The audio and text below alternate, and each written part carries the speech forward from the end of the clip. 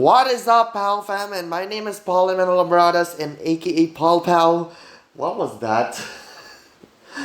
Welcome to round number 12 of the FIDE Candidates 2026 here at Pawn POW, a chess series of Paul POW, and we're just 3 rounds away to find out who will take on Gukesh Damaraju in the open section and Ju and Jun in the women's section.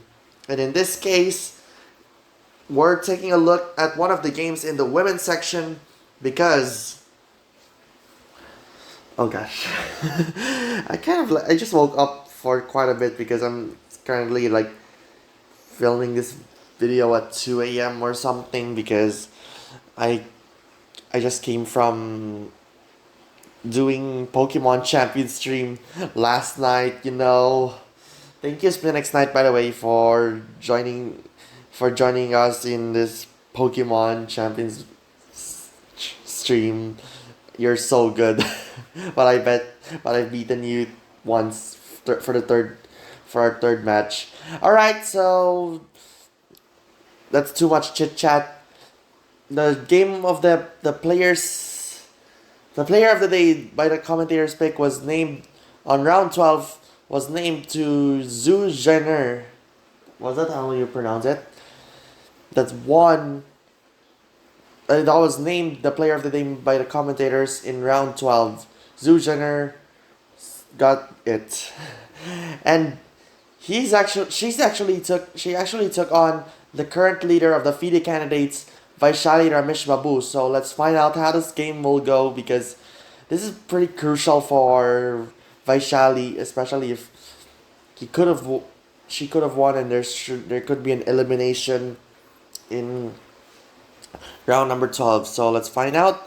Vaishali is playing white. Jiner is playing black. So Vaishali goes with pawn to e4. Jiner goes with the Caracan d4, d5, and then there goes e5, which is pretty unusual which I would never seen. Like usually you go bishop knight c3. But e5 it is. Bishop f5, bishop d3, then takes. I was so surprised by this position, seeing this at the live stream last Sunday, when they could go for this one as well. I could go queen takes d3 because I don't want doubled pawn pretty much, and I can just go move this knight, move this bishop and everywhere else, you know. So c takes d3 instead. And then pawn e6, knight c3, knight e7, okay. Huh. I'm kind of surprised it wasn't either bishop e7 or bishop b4 first. And I guess there's nothing, you cannot go here. And it's also not worth to go h6, so I guess pretty much. So knight e7, knight f3, h6, h4, knight e7, knight e2, b6, bishop d2, pawn c5, rook c1, knight c6, h5, queen c8 takes, queen a4, queen b7, castles, rook b8, rook c2, pawn a6, queen goes to f4, queen b5, knight goes to c1, rook g8, b3, g5, and passant. Okay, everything is on hold right now, but this means with a rook g8 move that just happened, this king officially loses the rights to castle. So black officially loses the rights to castle because she moved 2 of the rooks, b8 and g8, b3, g5, h takes, rook takes d4, and then bishop e7, bishop e3, c4 takes, knight e2, knight b4, rook b2, queen c6, rook fb1, rook b5, pawn goes to d5, knight takes, queen goes to e4, queen b7, bishop d4, h5, king goes to h1, rook g4, queen h7, h4, queen h5, rook goes to g6, queen h8, knight goes to f8, pawn goes to a4, and then there was rook b3. Okay, knight c1, Oh yeah, pretty much everything is under attack in here, especially trying to aim for this. And also, queen is trying to pin this because this knight might move at any point, maybe here or like anywhere else. And then this knight would be gone, and that's gonna be it. So knight takes b3, h takes king h2, and there's a double queen, knight g1, and a knight c3.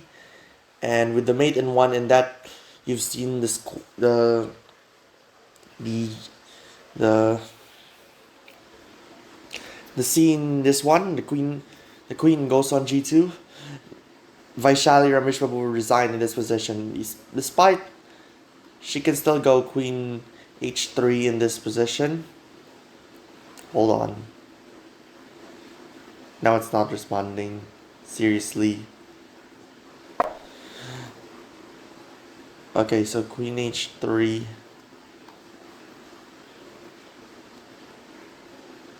So pretty much the rook will be gone as well. And then knight goes to e2. Maybe the knight goes back. Probably if I would take this, it would be the worst idea. But what if? And pretty much. So that's that.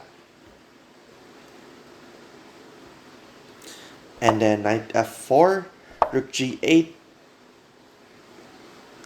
and maybe queen f3. Certainly. But let's see. Let's take a look. Let's take a look back. Okay. I like how Jiner was like just pushed up rook to b3 only, not like taking this one directly, instead of doing this somewhat.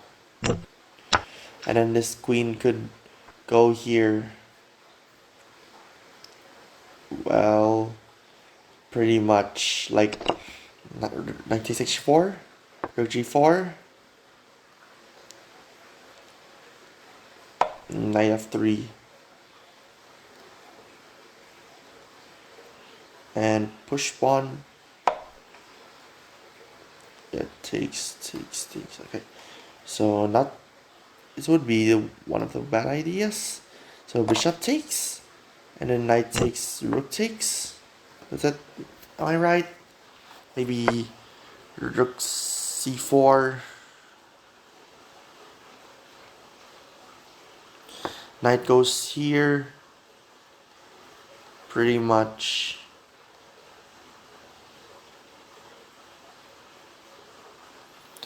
I could go like queen and then knight takes. Yeah. Well, that's pretty much it.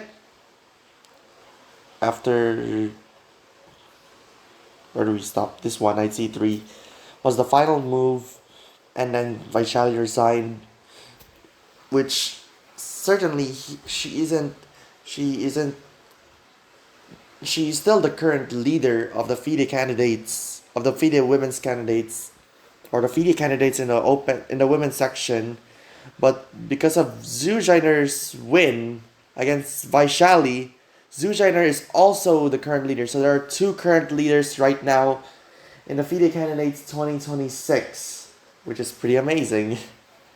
But I'm excited who will take on Ju and June as well. So nobody is still eliminated yet, but after round 13, that's gonna happen in just an hour. There's gonna be an elimination happening in the open and the women's candidates, because in the open section, Javakir Sindarov will take on Anish Giri, and Anish Giri will, if Javakir Sindarov will win against Anish Giri, that would be a world championship now for Javakir Sindarov. That we would see. So if it at least for a draw for Javakir Sindarov, world championship is gonna say hello to Javakir Sindarov. So it's gonna be Gukesh versus Javakir, maybe, but don't count it out on Anish Giri. There's gonna be a chance of Gukesh versus Anish at any point. So we have to expect the unexpected. So that's pretty much it. Anyway, that's going to be end for round number 12 of the FIDE Candidates here at Pawn POW, a chess series of Paul POW. Thank you so much for watching, POW fam, and don't forget to subscribe on our main channel, Paul POW, and our vlog channel, POW Vlogs, and do follow us as well on Facebook, Paul POW. And for more fun at the Galaxy, go check us out on Twitch, X, TikTok, Instagram, Threads, and on Blue Sky. Look forward to round number 13 on our post-round analysis, and this has been Paul POW saying so long here at the Galaxy.